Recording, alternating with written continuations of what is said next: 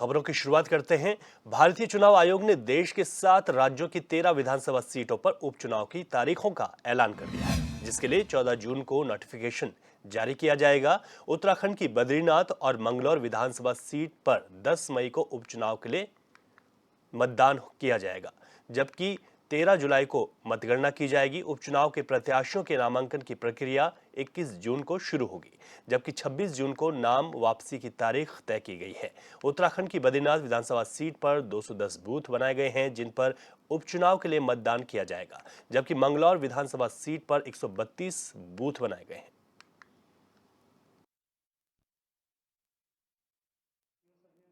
उत्तराखंड का भी 2 assembly constituencies आ रहे हैं। वो है नंबर 4 बद्रीनाथ, ये 4 है, उसका असेंबली कॉन्स्टिट्यूंसी का नंबर है। ये है माननीय श्री राजेंद्र सिंह भंडारी जी का रेजिग्नेशन की वजह से खाली हुआ है। और दूसरा है 33 मंगलौर, ये है माननीय श्री सरवत करीम अंसारी जी का मृत्यु होने के पश्चात ये खाली हुआ है। इन दोनों के लिए बाई इलेक्शन माननीय निर्वाचन आयोग ने आज कैलेंडर जारी किया है। इस कैलेंडर में मुख्य गेजिट नोटिफिकेशन 4 जून को जारी होगा। आज है 10 तारीख, मतलब 4 दिन के बाद गेजिट नोटिफिकेशन जारी होगा। नॉमिनेशन की फाइलिंग की अंतिम तिथि ये है 21 जून को, मतलब आज से 11 दिन के बाद नॉमिनेशन फाइलिंग की लास्ट डे है। और स्क्रूटनी, नॉमिनेशन की स्क्रूटनी है 24 जून तारीख को है नॉमिनेशन की स्क्रूटनी। और विड्रॉल है, जो कैंडिडेट की विड्रॉल, जो भी कैंडिडेट विड्रॉ करना चाह रहे हैं वो 26 जून को होगी, बुधवार को। और डेट ऑफ पोल होगी 10 जुलाई को, ये है वेडनेसडे को होगी, बुधवार को ये भी 10 जुलाई को। और काउंटिंग होगी 13 जुलाई को, शनिवार को। 13 जुलाई शनिवार को काउंटिंग होगी और पूरा प्रक्रिया, मतदान प्रक्रिया 15 जुलाई सोमवार को ख़त्म होगी। प्रदेश की 2 विधानसभाओं के उपचुनाव को लेकर निर्वाचन आयोग ने तारीख का ऐलान कर दिया है। 10 जुलाई को प्रदेश की मंगलौर और बद्रीनाथ विधानसभा के लिए मतदान होगा, जबकि 13 जुलाई को मतगणना होगी। आपको बता दें कि मंगलौर विधानसभा के बसपा विधायक सरवत करीम अंसारी के निधन के बाद सीट खाली हो गई थी, जबकि बद्रीनाथ विधानसभा से कांग्रेस पार्टी के विधायक राजेंद्र भंडारी ने अपने विधानसभा पद से इस्तीफा दे दिया था और बीजेपी की सदस्यता से उन्होंने ले ली थी। ऐसे में दोनों विधानसभाओं के लिए 10 जुलाई को उपचुनाव होने जा रहा है।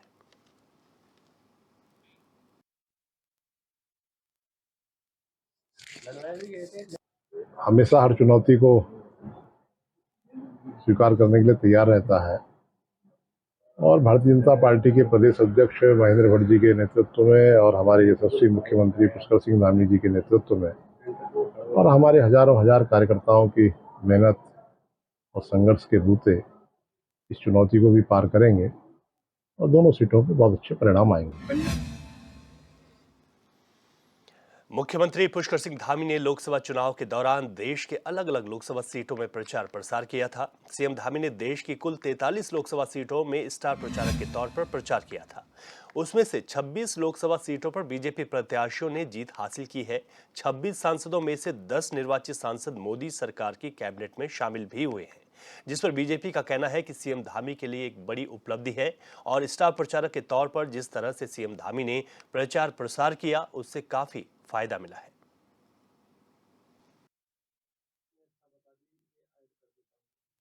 हमारे यशस्वी मुख्यमंत्री माननीय पुष्कर सिंह धामी जी, चाहे हम राज्य की बात करें चाहे देश की बात करें, वो भारतीय जनता पार्टी के लिए शुभ साबित हुए हैं।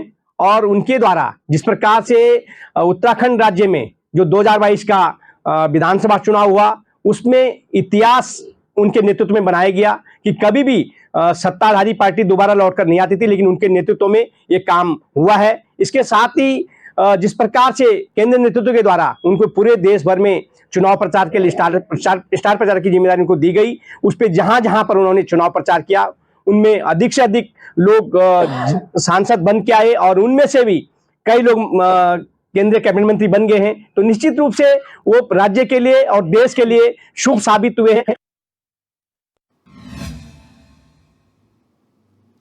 नरेंद्र मोदी के तीसरी बार प्रधानमंत्री के रूप में शपथ लेने पर उत्तराखंड के मुख्यमंत्री पुष्कर सिंह धामी ने पीएम मोदी को बधाई और शुभकामनाएं दी हैं। इस दौरान सीएम धामी ने कहा कि मुझे पूरा विश्वास है कि प्रधानमंत्री मोदी का तीसरा कार्यकाल विकसित भारत के निर्माण की दिशा में मजबूती से आगे बढ़ने वाला स्वर्णिम काल होगा। आदरणीय प्रधानमंत्री नरेंद्र मोदी जी के नेतृत्व में तीसरी बार सरकार का गठन हो रहा है। इस तीसरे कार्यकाल में ऐतिहासिक निर्णय होंगे और जो 10 वर्षों में देश का विकास, देश जिस रफ्तार से आगे बढ़ा है उसको और तेज गति मिलेगी। मैं आदरणीय प्रधानमंत्री जी का अभिनंदन करता हूं। उनके साथ सभी माननीय मंत्रीगण जिनकी आज शपथ हो रही है उन सबको भी मैं बधाई देता हूं। उत्तराखंड राज्य गठन के बाद अजय टम्टा एक ऐसे सांसद हैं जो दूसरी बार केंद्र सरकार में मंत्री बने हैं। अजय टम्टा के केंद्र सरकार में मंत्री बनने पर बीजेपी ने एक तीर से कई निशाने साधे। खासतौर से अजय टम्टा ने चुनाव जीत का अंतर बढ़ाया है। वहीं अजय टम्टा को मंत्री बनाकर बीजेपी ने क्षेत्रीय संतुलन के साथ जातीय संतुलन पर भी फोकस किया है। बता दें कि 2022 के विधानसभा चुनाव में प्रदेश की 23 विधानसभा सीटों में बीजेपी को हार का सामना करना पड़ा था। ज्यादातर सीटें ऐसी थी जहां SC/ST मतदाता निर्णायक भूमिका में थे।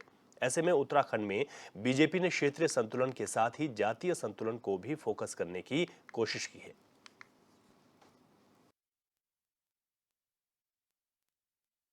देखिए, मैं सबसे पहले तो केंद्रीय नेतृत्व का और आदरणीय प्रधानमंत्री नरेंद्र भाई मोदी जी का इस निर्णय का स्वागत करता हूं और बहुत ही अच्छा निर्णय के नेतृत्व द्वारा लिया गया है। और उनको, क्योंकि वो एक अनुभवी नेता है, चाहे वो सांसद के रूप में लगातार 3 बार सांसद रह चुके हैं, तीसरी बार सांसद जीते हैं और इससे पूर्व में वो प्रदेश में कैबिनेट मंत्री के रूप में भी सेवा दे चुके हैं। कि उनके अनुभव के आधार पर और सभी प्रकार से उनकी योग्यता को देखते हुए ये निर्णय लिया गया है और ये प्रदेश के हित में है। मैं इस निर्णय का स्वागत करता हूं।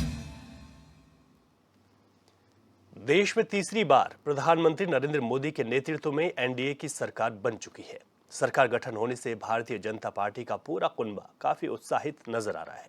वहीं बीजेपी के वरिष्ठ नेता अनिल गोयल का कहना है कि लगातार तीसरी बार पीएम मोदी के नेतृत्व में एनडीए सरकार का सत्ता में आना एक नया कीर्तिमान है जो मोदी ने दर्ज किया है। उन्होंने कहा कि इंडिया अलायंस के नेता मोदी पर बीजेपी नेताओं की राजनीति खत्म करने का आरोप लगा रहे थे, लेकिन कल शपथ ग्रहण में सभी ने देखा कि कैसे उन्हीं बीजेपी नेताओं को मोदी मंत्रिमंडल में कैबिनेट मंत्री की शपथ दिलाई गई। वहीं एचएनएन ने इन्हीं तमाम मुद्दों को लेकर बीजेपी के वरिष्ठ नेता अनिल गोयल से खास बातचीत की है।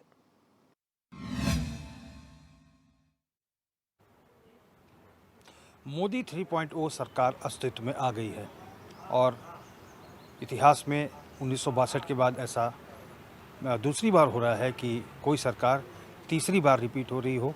एनडीए की तीसरी बार सरकार बन रही है और पीएम नरेंद्र मोदी तीसरी बार प्रधानमंत्री बन रहे हैं। भारतीय जनता पार्टी के वरिष्ठ नेता अनिल गोयल जी इस समय हमारे साथ मौजूद हैं। अनिल गोयल जी, 3.0 मोदी जी की सरकार किस रूप में आप लोग देखते हैं, क्योंकि बहुत मेहनत की आप लोगों ने चुनाव में? देखिए, चुनाव तो हम पर्व की तरह मानते हैं और जो भी जनादेश हो उसका सम्मान करते हैं। आज हमें एनडीए को जनादेश दिया है। हमारी ये तीसरी दफ़ा मोदी जी की सरकार ने कल शपथ ली है और मुझे लगता है कि पहले से ज़्यादा कमिटमेंट के साथ, क्योंकि 10 साल में उन्होंने निर्धारित किया पहले 5 साल क्या होना है, दूसरे 5 साल क्या होना है। उसमें भी 2 से ढाई साल हमारे कोविड ने खा लिए, लेकिन हम थके नहीं और हमने ऐसी योजना दी जिसमें कोविड जैसे महामारी, जो कि विश्व ने ना पहले कभी देखी था ना सुनी थी, उसमें भी हमने अपने देश में ना तो किसी को लाइलाज रहने दिया और ना किसी को भोजन के बिना रहने दिया, बल्कि वो योजना अब तक हम चला रहे हैं। और मुझे लगता है वो हमारी संकल्प का जो दायरा है उसमें हमने उस सब को किया। और अब जो मोदी जी ने एक सपना देखा देश को विकसित भारत का और सिरमौर भारत का और विश्व गुरु भारत का, मुझे लगता है अब उसका समय आ गया है। एक बेहतरीन समय भारत के लिए दिखने वाला है और पहले ही दिन से आज से वो कमिटमेंट शुरू हो गई। आज से वो कैबिनेट भी है, आज वो मंत्रालय भी बंटने हैं। उड़ीसा जैसे राज्य में हम सरकार बना रहे हैं जहाँ दशकों से वहाँ सरकार नहीं बदली थी। बीजू पटनायक जी के समय से आंध्रा में हम सरकार बना रहे हैं। मुझे लगता है कि ये अपने आप में एक जहाँ हमें चुनौतियाँ दिखाई देती हैं, जहाँ हमें लक्ष्य दिखाई देते हैं, वहाँ हमें ये भी दिखाई देता है कि ऐसे स्थानों पर भी हमारी स्वीकार्यता हुई हैं जहाँ कभी हमने अपनी निजी सरकारें नहीं बनाई। और आने वाला समय स्वर्णिम होगा, आने वाला समय कमिटमेंट के साथ होगा। आने वाले समय में हम उन लक्ष्यों को निर्धारित करेंगे जो कि भारत को एक स्वाभिमान भारत, एक विकसित भारत के रूप में डेवलप करने वाले हैं। और मुझे लगता है कि कोई नया इशू नहीं है। मोदी जी के संकल्प का दायरा हम लोग जानते हैं, उनकी टीम के संकल्प का दायरा हम लोग जानते हैं। भारत की ये सरकार जो 3-0 पर दोबारा तीसरी बार अब उसमें आई है। देखिए, नेहरू जी के समय पर तो देश बना था, किसी को पता भी नहीं था, मालूम भी नहीं था, विपक्ष भी नहीं था, लेकिन इतने कंपटीशन नहीं था। लेकिन लोकतांत्रिक व्यवस्थाओं के तहत विपक्ष की रीतियों को सबको सुनते हुए जनता का विश्वास तीसरी बार हासिल करना, मुझे लगता है एक जनता ने भी हमारा सहयोग किया और एक बड़ी बात है, और उस पर मोदी सरकार खरी उतरेगी, ऐसा हमें विश्वास है। क्या समीकरण को साध कर जो है मोदी जी ने अजय टम्टा को दूसरी बार आशीर्वाद दिया है, केंद्रीय राज्य मंत्री वो बनाए गए हैं। पहले टेन्योर में 2016 में टेक्सटाइल मिनिस्टर थे। इस समीकरण को किस रूप में देखते हैं आप? नहीं, देखिए, उत्तराखंड ने 5 सीटें दी हैं, तीसरी बार लगातार दी हैं। अजय जी तीसरी बार सांसद बने हैं 2009 के बाद, 14 से 19 से और 24 में, और एक बिल्कुल ज़मीन से जुड़े हुए हमारे साथी हैं। उनमें स्वाभिमान नहीं है, उनमें कोई दिखावा नहीं है। अजय भट्ट जी ने भी हमारा नेतृत्व केंद्र में किया है, निशंक जी ने भी हमारा नेतृत्व केंद्र में किया है। ऐसे अनेकों नेताओं ने समय समय पर हमें केंद्र में एक स्वाभिमान को दिलाया है। मुझे लगता है कि अजय टम्टा जी जितने सरल हैं उतने ही कमिटेड भी हैं, और आने वाले समय में इस राज्य का नाम और ऊंचा करेंगे। अच्छा, धामी जी की अगर हम बात करें तो क्या आप मानते हैं कि धामी जी लकी चार्म है? क्योंकि जहाँ जहाँ वो प्रचार करने गए प्रत्याशी के लिए, वो प्रत्याशी जीत कर आए और केंद्रीय मंत्रिमंडल में उनको मंत्री भी बनाया गया है। तो क्या वो लकी चार्म है धामी जी? देखिए, एक बहुत पुरानी बात कही जाती है कि strong at home and respected in the world. अगर आप अपने घर में मजबूत हैं, आपके लिए गए निर्णय अच्छे हैं, आपका निर्धारित किया हुआ लक्ष्य अच्छा है, आपने एक बहुत बेहतरीन पारी खेली है अपने यहाँ पर, अपने स्थान पर, तो विश्वास भी बढ़ता है, आपकी स्वीकार्यता भी बढ़ती है और आप अच्छा भी कर पाते हैं। धामी जी ने वो सारे समीकरणों पे अपने को सिद्ध किया है। एक लोकप्रिय युवा साथी के रूप में, एक युवा पॉलिटिशियन के रूप में, एक युवा नेतृत्व के रूप में, जितनी तेज़ी से जिन विधाओं पर अभी भारत सरकार में निर्णय लंबित थे, वो निर्णय उन्होंने राज्य को दिए हैं। मुझे लगता है कि एक बेहतरीन पारी, और उन्होंने वो मिथ तोड़ा है। उन्होंने अपनी परवाह करे बिना इस राज्य में भारतीय जनता पार्टी को दूसरी बार लगातार विजय दिलाई, और बेहतरीन विजय दिलाई। और वो हमारे मुख्यमंत्री हैं, उन्होंने एक बेहतरीन पारी खेल रहे हैं। वो अथक हैं। वो यहाँ की इतनी सभाएं, मैं तो वीआईपी सभाएं देख रहा था, उनके भी सारे कार्यक्रम मैंने लगाए। हर विधानसभा में यहाँ वो गए, और जिस दिन से हमारा चुनाव ख़त्म हुआ उस दिन से वो देश के विभिन्न राज्यों में जा जाकर मोदी जी के अलख को उन्होंने जगाया, लक्ष्यों को निर्धारित किया, जनता तक हमारी अपनी बात पहुंचाई। ऐसे ही G20 में हमने देखा, ऐसे ही अनेकों तरीके से उन्हें हम देख रहे हैं। ऐसे उन्होंने ग्लोबल समिट किया, जिससे हमें एक अच्छा आर्थिक भविष्य दिखाई देता है इस राज्य का। मुझे लगता है कि उनके लिए गए निर्णय, उनकी कार्यशैली, उनकी दृढ़ता, उनकी स्वीकार्यता को बढ़ाती है, और उन्होंने जिस तरह से इस समय पूरे देश में उत्तराखंड का नाम रोशन किया है, आने वाले समय में वो हमारे दिलों के नेता तो हो ही गए, लेकिन वो पूरे देश को एक दिशा देंगे, ऐसा मुझे लगता है। अंतरिम जमानत के बाद जब केजरीवाल जी जेल से छूट के आए थे, तो इंडी गठबंधन के नेता हैं वो, उन्होंने कहा था, एक प्रचार लोगों के बीच में किया था कि मोदी जी शिवराज सिंह चौहान की राजनीति खत्म कर चुके हैं, खट्टर जी की राजनीति खत्म कर चुके हैं, अब योगी जी की राजनीति समाप्त करेंगे। लेकिन कल जब हम तस्वीर देखते हैं तो एक 5वें मंत्री के रूप में शिवराज सिंह चौहान कैबिनेट मंत्री के रूप में शपथ लेते हैं, उसके बाद मनोहर लाल खट्टर कैबिनेट मंत्री के रूप में शपथ लेते हैं। आपको लगता है कि दुष्प्रचार कर रही थी इंडिया अलायंस? निरंतर हर चीज़ में आप संविधान को बदल देंगे, हम लोग जातिगत सिस्टम को ख़राब कर देंगे, हम लोग देश की विकास को गुमराह कर देंगे, हम लोग दिल्ली को ख़राब कर देंगे, हम देश के भविष्य को, ऐसी अनेकों चीज़ों के साथ वो लोग आए। उनके पास कुछ नहीं था खोने को और पाने को। उन्होंने सिर्फ मिथ पूरे देश में फैलाया। केजरीवाल जी तो इस विषय पर हमेशा अग्रिम पंक्ति के नेता रहते हैं कि किस तरह से दुष्प्रचार किया जा सकता है। खुद वो जेल में हैं, उनके अपने शराब घोटाले, अनेकों घोटाले अब सामने आ रहे हैं। इतने कम अंतराल में एक दिल्ली जैसे राज्य का मुख्यमंत्री इतने घोटाले कर देगा, ये देश के साथ विश्वासघात है। और देश के साथ ये भी विश्वासघात है कि जो भी आपने कमिटमेंट किए या दिखाए जनता को भ्रमित किया, चाहे वो कांग्रेस रही हो, चाहे वो अन्य दल रहे हों, चाहे वो केजरीवाल जी रहे हों, मुझे लगता है कि इससे बड़ा देश के साथ विश्वासघात भी नहीं हो सकता। देश को खराब करने का जो मानसिकता आपकी थी कि किसी तरह से ये सरकार चली जाए, लोगों को भ्रम में फैलाकर, जो कि देश को विकास दे रही है। और अब तो ये भी आने लगा है कि पूरा विदेशियों के साथ भी मिलकर आपने कहीं ना कहीं इन समीकरणों को वो किया। लेकिन खैर वो उनके सब्जेक्ट हैं। लेकिन मुझे लगता है कि इस तरह के दुष्प्रचार से विपक्ष को बचना चाहिए, एक अच्छे विपक्ष की भूमिका में रहना चाहिए। जनता को गुमराह कर कुछ भी हासिल करने से आप देश को भी गलत डगर पे डालते हैं और लक्ष्य को भी बहुत दूर ले जाते हैं। वो सब क्या लगता है कि इस तीसरे कार्यकाल में तेलुगु देशम पार्टी या फिर जनता दल यूनाइटेड के द्वारा कोई प्रेशर पॉलिटिक्स तो नहीं होगी इस मोदी जी के कार्यकाल में? देखिए, मोदी जी ने जिस तरह से उनकी कार्यशैली है वो प्रेशर में नहीं, वो साथ लेके ज़रूर काम करना चाहते हैं। मुझे नहीं लगता कि मोदी जी के बारे में खुद पूरा कोई भी देश का राजनीतिक इवन विपक्ष ये सोच सकता हो कि कोई ने प्रेशर में ले सकता है। लेकिन अच्छे कार्य करने के लिए और सबको साथ लेके चलने की विधा भारतीय जनता पार्टी की शुरू से रही है। जब हम पूरी तरह से बहुमत में थे, जब हमारी सरकार का आंकड़ा इंडिविजुअल उसमें भी हो सकता था, तब भी हमने एनडीए के साथ सरकार बनाई है लगातार 2014 से। तो वो उस जो हमारी यूनाइटेडनेस है उसका हम सम्मान करते हैं, उसके लिए हम कुछ भी करते हैं, लेकिन देश के विकास से किसी भी तरह का कंप्रोमाइज़ किए बिना, ऐसा मुझे लगता है। अंतिम सवाल मेरा, क्या ये मोदी जी का जो तीसरा कार्यकाल है ये पहले और दूसरे कार्यकाल से भी ज़्यादा ऐतिहासिक होगा आपको लगता है? और जो मोदी की गारंटी यानी गारंटी पूरी होने की गारंटी, ये अब धरातल पर उतरेगी के करके? देखिए, तो अब जनता मानती है कि मोदी जी ने अगर कुछ कहा है संकल्प के साथ तो वो पूरा होगा, और उसके सारे तरीके जो कि विधिक होंगे और वो पूरी तरह से लक्ष्य के प्रति सजग रहेंगे, ये अब जनता मानती है और जनता जानती है। और जहाँ तक मुझे लगता है कि मोदी जी ने हमेशा अपना बेहतरीन दिया है, और वो उन्होंने अपनी कार्यशैली से अपने पूरे जो मंत्रिमंडल है उसके एक एक मंत्री से उसकी रिपोर्ट लेते हुए 100 दिन का रिपोर्ट कार्ड, 50 दिन का रिपोर्ट कार्ड, 365 दिन का रिपोर्ट कार्ड, साल भर का, अनेकों तरीके से वो जनता के बीच में जाने का मन रखते हैं। कोई भी चीज़ को इतना बढ़ाते हैं कि वो इवेंट की तरह लगने लगे, जनता की लेते हैं।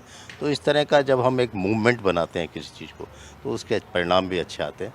मुझे लगता है कि पहले के 2 कार्यकाल भी उनके बेहतरीन रहे देश के लिए, तीसरा काल और भी बेहतरीन होगा, क्योंकि जो इस दौरान हमारे को अनुभव हुए हैं उनसे भी, उनका भी लाभ लेते हुए हम आगे काम करेंगे। धन्यवाद अनिल गोयल जी। धन्यवाद सर, थैंक यू। धन्यवाद की भारतीय जनता पार्टी के वरिष्ठ नेता अनिल गोयल जी से। गोयल जी का साफ तौर पर कहना है कि मोदी जी का तीसरा कार्यकाल ऐतिहासिक कार्यकाल होगा, और मोदी की गारंटी यानी गारंटी पूरे होने की गारंटी ये अब धरातल पर उतरेगी, क्योंकि देश और दुनिया जानती है कि मोदी जी जो कहते हैं उसे करके दिखाते हैं। मैं चैनल 24/7 के लिए अपने कैमरा पर्सन हिमांशु शर्मा के साथ में रोहित विक्रम सिंह, देहरादून। श्रीनगर में बीजेपी कार्यकर्ताओं ने प्रधानमंत्री नरेंद्र मोदी के तीसरी बार प्रधानमंत्री बनने पर गोला पार्क के पास आतिशबाजी और खुशी जताई।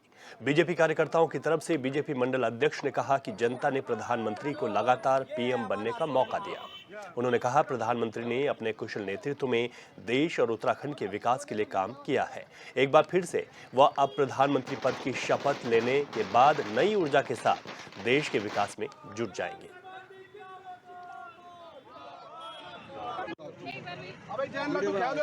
मोदी है तो मुमकिन है। आपने देखा कि तीसरी बार देश के अंदर जो है एनडीए की सरकार बनी है, और एनडीए मोदी जी के नेतृत्व में गठबंधन की जो ये सरकार अभी बनने जा रही है, पहली बार गठबंधन की बन रही है। और चाहे वो नीतीश कुमार जी हो, चंद्रबाबू नायडू जी हो, सब लोगों ने एक सुर एकजुट होकर ये कहा है कि मोदी जी ने देश का विकास किया है और हम इसीलिए जो है मोदी जी के साथ में हैं। मैं देश के प्रधानमंत्री को आपके चैनल के माध्यम से बहुत बधाई देना चाहता हूँ और इस लोकसभा सीट से जो हमारे यशस्वी गढ़वाल लोकसभा सांसद हैं अनिल बलूनी जी, उनको बधाई देना चाहता हूँ। साथ साथ मैं अपने माननीय मंत्री डॉक्टर धन सिंह रावत जी हैं, जिनका पूरा सहयोग जो है इस चुनाव में हमें मिला, उनका भी धन्यवाद देना चाहूँगा। जसपुर के धर्मपुर गांव में गुल्लर गोजी मार्ग पर सरकारी देसी शराब की दुकान खुली हुई है, जिसको लेकर धर्मपुर गांव के ग्रामीणों ने जमकर विरोध किया है। ग्रामीण महिलाओं की माने तो क्षेत्र में शराब की दुकान खुलने से वहां का माहौल खराब हो रहा है। महिलाओं का कहना है कि वो खेतों में काम करने जाती हैं, अगर उस वक्त कोई उनके साथ छेड़छाड़ करता है तो इसका जिम्मेदार कौन होगा। इन्हीं सब बातों को लेकर महिलाओं ने मांग की है कि जल्द से जल्द शराब की दुकान को यहां से हटा दिया जाए।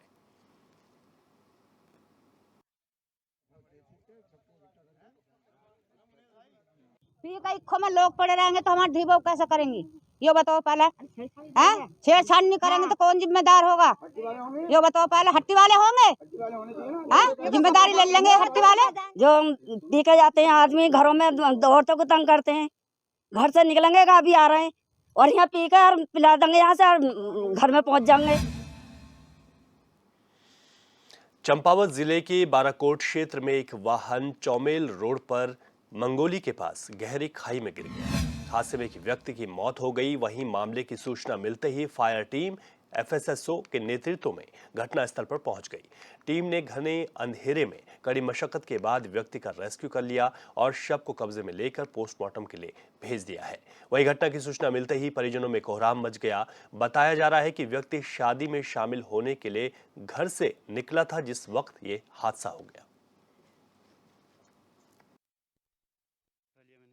कल रात हमें 112 से सूचना मिली थी कि चौमेल में लगभग 10 बजे के आसपास ये सूचना मिली थी कि चौमेल में एक व्यक्ति की बाइक खड़ी है, उसका मोबाइल है पैरापेट पर और संभवतः वो खाई में गिर गया है। तो सूचना पे पुलिस भी गई, फायर सर्विस को भी भेजा गया।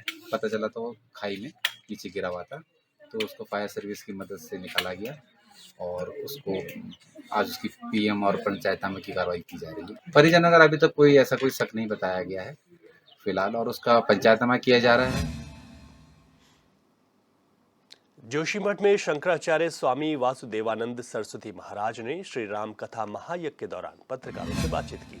ज्योतिष पीठ पर दशकों से चले आ रहे विवाद को लेकर पूछे गए सवाल पर वासुदेवानंद सरस्वती महाराज ने बताया कि वर्तमान में ज्योतिष पीठ को लेकर अब कोई विवाद नहीं है। जो भी विवाद था वो स्वामी स्वरूपानंद महाराज के ब्रह्मलीन होने के बाद खत्म हो गया। वहीं पीएम मोदी के तीसरी बार देश के प्रधानमंत्री बनने पर उन्होंने कहा कि वो कभी किसी का विरोध नहीं करते हैं और ना ही बधाई देने जाते। जो भी देश का संचालन करने के लिए प्रधानमंत्री बने, सबको उनका आशीर्वाद है। सरकार यहाँ के लोग महाराज श्री स्वरूपानंद जी ने कुछ नहीं किसी को दिया न कहा और उनके पास कोई प्रमाण है। कोई भी कुछ करता है, उसका कोई महत्व नहीं। जो कोई भी प्रधानमंत्री बने, देश का संचालन करे, हमारा आशीर्वाद उसे होती है। हम बधाई देने नहीं जाते हैं, आशीर्वाद हमारा सबके लिए।